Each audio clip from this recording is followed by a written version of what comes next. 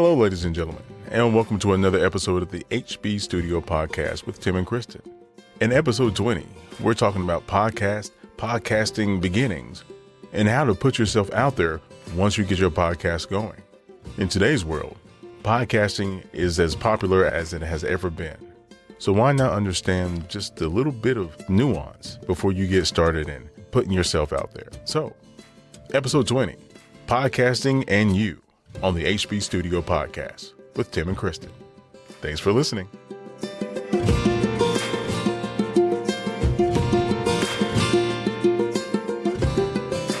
Probably going to get a lot of subscribers eventually, but you have to be consistent.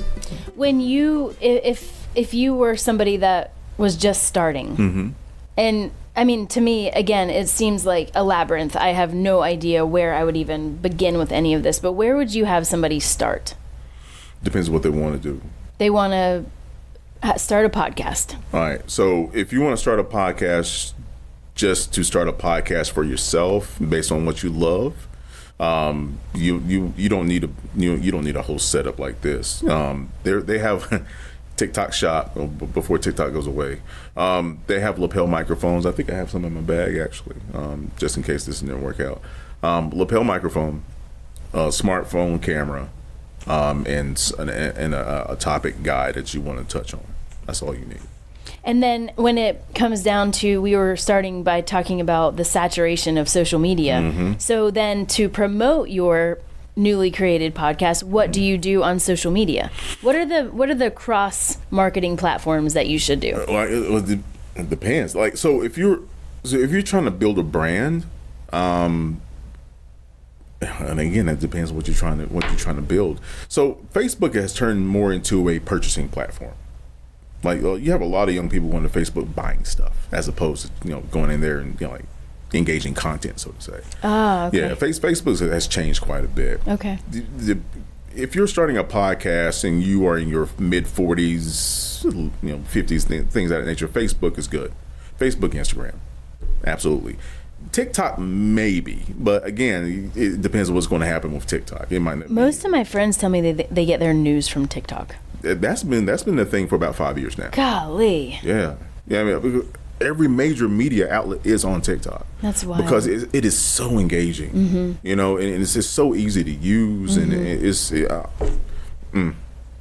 lot of my production skill set over the past 3 years has been because of TikTok. Like, I've really had to up my game, so to say, just to understand how to utilize TikTok in a good fashion. Interesting. I mean, between Rotary and what I'm trying to do with True Masters and things of that nature, we're have right around 1,000 followers, and it's all organic. I didn't do any advertising, but TikTok is really good.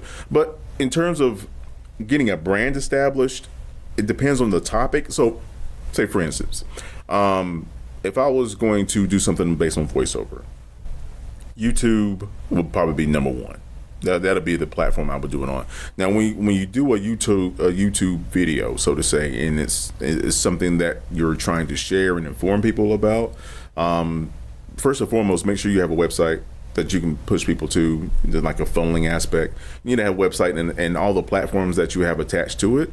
It needs to be in your not chat, but in your descriptor, so to say, of your video. Okay. Because a lot of people, believe it or not, will go to your YouTube. When they go to your YouTube video, they go down there and look, like, what did you write about it? Oh, absolutely. It's like a library, so you can pick what you're listening to, or go back, I guess. Or go back, right? And when you go to that particular video that you're interested in, you have your description, and then you have all the links. And we started doing that at the beginning of our episodes. Exactly. Just to let people know what they're in for the next 6 minutes. Exactly.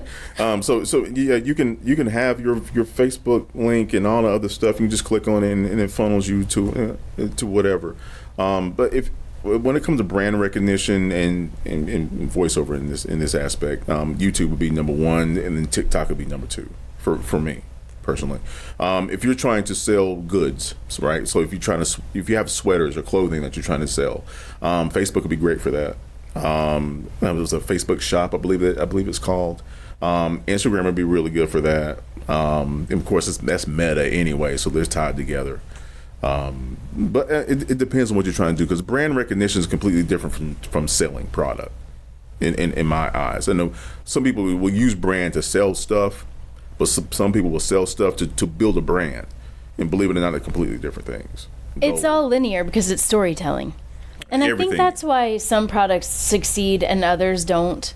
You know, we're not just creating a widget to sell the widget and make dollars on the widget. Right. You create something because you believe that it helped you, you believed that it serves you, you believe that it would serve others. And then if you have that sort of heart at the beginning fabric in the weave of your business, then all of a sudden you can go out and talk about how and why you should. Right. Versus just buy it. Just, you need this, just buy it. Exactly. But if you can go in and have your podcast saying, okay, this changed my life and this is why. And then others will say, okay, I think I need that change in my life too. And then you start getting traction. So I think that's how all three tend to, or however many we've talked about, coincide.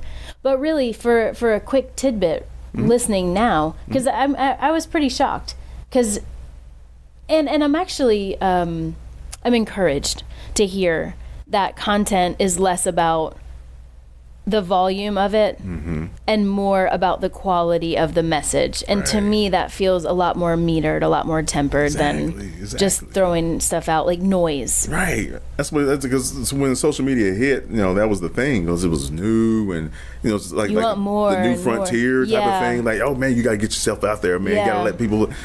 Now everybody's out there already. So it's kind of like, calm down. What sets you apart? Yes, what makes you unique. Right. I love that. The HB Studio Podcast is brought to you by the historic Roy Hill in Clemens, North Carolina. The opinions and thoughts presented on this podcast are that of Kristin, Tim, and their guests alone. Our goal is to bring positive motivation through real-life experiences and training as business professionals. Thank you for listening.